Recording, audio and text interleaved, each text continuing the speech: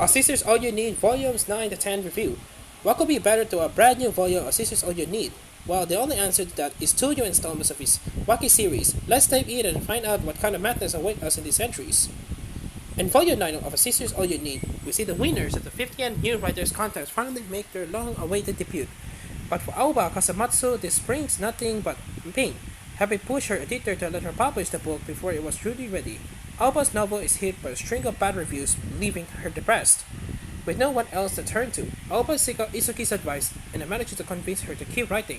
Itsuki remembers his debut work being similarly torn apart in reviews, but instead of quitting, he uses criticism to empower him and gives his all on the next book. Elsewhere in the book, Chihiro begins to struggle with her feelings toward Itsuki, with Aoba begins to refer to him as Big Brother. Itsuki makes such a fuss about the little sister that Chihiro is feeling more and more jealous, as well as frustrated that she's hidden her real gender from Itsuki for so long. This is finally comes to a head, and during a session her tabletop RPG, Chihiro blurts out in front of everyone that she actually is Itsuki's little sister, and it ends up being the central plot of Volume 10. With the cast coming to grips with Chihiro's new identity, it has to be said that no one reacts badly to this reveal. In fact, many of the characters already suspected or knew Chihiro wasn't male, but this is a huge change on Itsuki's life, and as much as he happy to know the truth, he also struggles with the reality of it. Even Chihiro's new aside, these two books are stuffed with the storylines and comedic moments we come to love and respect from the series. Itsuki's anime adaptation is finally on the air, and better than anyone could have expected. We also get a glimpse on how his father and Chihiro's mother met, and Miyako is busy hunting for a job. If that wasn't enough, Itsuki gets to take part in the Taiwan convention that shows him how beloved his series has become overseas. Of course, Chihiro's problems are the biggest of the storyline running during these two volumes. Since this is a lot that the author Yumi Hirasaka has been working on since the very first book, I'm glad to see it finally concluded in Volume 10.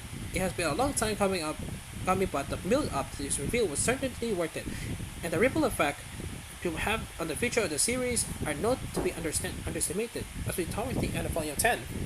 Itsuki has always wanted them to do more. Then they have a little sister to dot on, and all of his novels feature the little sister characters. His editor and friends find his satisfaction with their concept somewhat creepy, but they trust people would be as perverted toward an actual little sister as his protagonist often can be. To Itsuki, the idea of a little sister is sacred and will never do anything to harm them, but now he has one. How was to change his view of the world? What about the works he writes? These are all questions that begin to creep his mind, and something is must grapple with going forward. The thing I always love about the series is how the author straddles the line between drama and comedy with the evidence in these two books. There are plenty of lighthearted moments coupled with the focus on the industry side which I always appreciate in these stories. It's just as Itsuki and Co. I've however seeing the different sides of the publishing world drawing the eyes of the cast. And also always satisfying with the big secret that readers have been aware of for a while and finally gets revealed to the cast, and in this case, it also comes accompanied with a sense of wrapping up a sister show you need. We're only 4 volumes by the end of the volume series now, and it's Chihiro's secret coming to life, and the rest of the cast finding their feet and their respective paths in life. It does feel like the cast are moving toward a comfortable ending point.